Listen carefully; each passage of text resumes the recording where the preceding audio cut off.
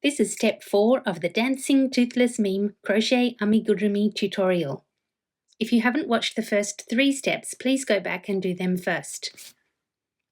For the first part of this tutorial, we're going to make all the bumps that we need to attach to our dragon. We'll make the ears, the ones that go down the side of the face, the ones that go at the back of the head, and the ones that go across the top of the head, down the back, and the slight variation that goes on the tail. To make the head horns, we're going to make a magic ring, but it's not going to be a regular magic ring.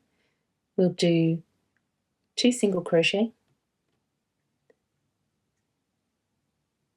and then 2 half double crochet,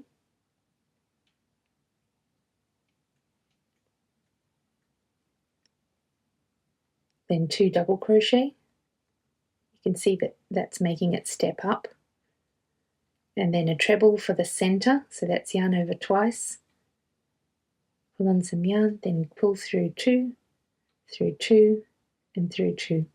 Oops, there's the last one.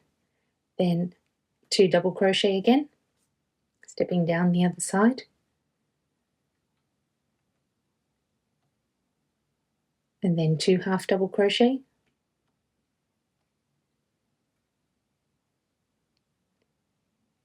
and 2 single crochet at the end.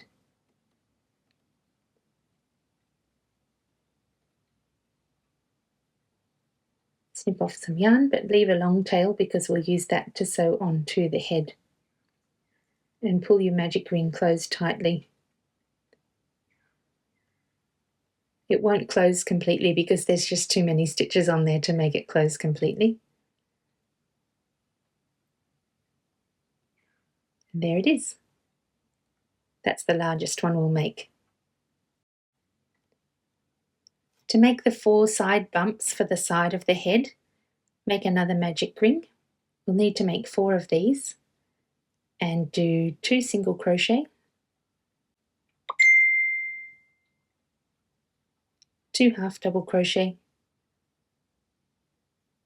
That's 1, 2, and then another 2 single crochet. So this is going to be a much smaller shape.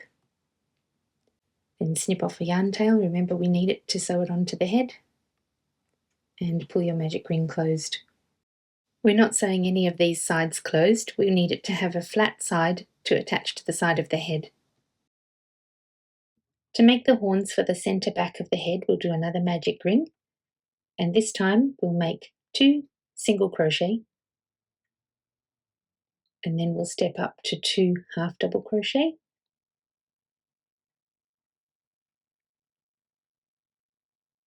And then do 1 double crochet, then 2 half double crochet, going back down the other side now,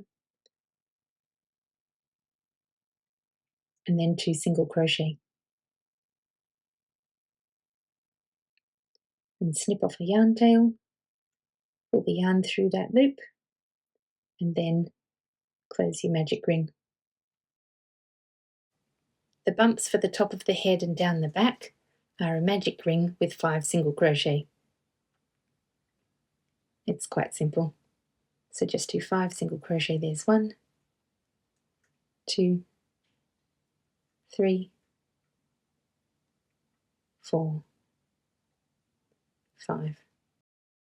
To make the magic rings for the bumps on the back of the tail, do the same as this magic ring, only the bump at the top of the tail has 7 single crochet in its magic ring, and the bump below has 6 single crochet in its magic ring.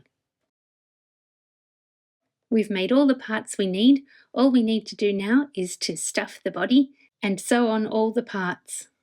You need to fill your body quite firmly, especially if you want your dragon to stand up. Here's my finished filled body. It needs to be about this full. Next, you'll need to sew on the legs. The position of the legs is between the 2nd and 3rd rows at the bottom and up to the 6th row at the top. Position the legs immediately under the arms but slightly to the rear, and sew on with small stitches roughly the same size as your crochet stitches. To end off, I take the piece of yarn through to where the tail will be attached, and after I've finished the other leg, I'll pass its yarn through to this point and tie those 2 pieces of yarn together. Next, attach the other leg to the other side. This is where I've tied the yarn tails together and it will be hidden by the tail. The tail is attached 3 spaces away from the center at the bottom, over top of the knot we just tied.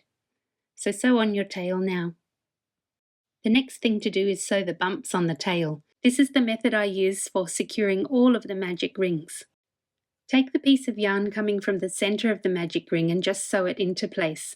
It's not holding it there securely, it's just holding it in position so you can sew. Then use the other yarn tail to sew on the magic ring. So first of all we sew into one end and sew into the end of the magic ring as well, securing that end of the magic ring. Then sew back in through the top of the tail and down to the opposite end of the magic ring, remembering it has a flat or semi-flat bottom. Then sew through the 2 points at the opposite end of the magic ring there, and sew that back into the tail.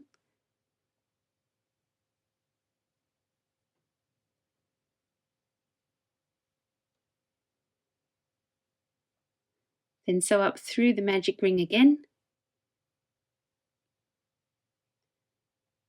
and sew down into the tail, but this time exiting in the middle of the magic ring.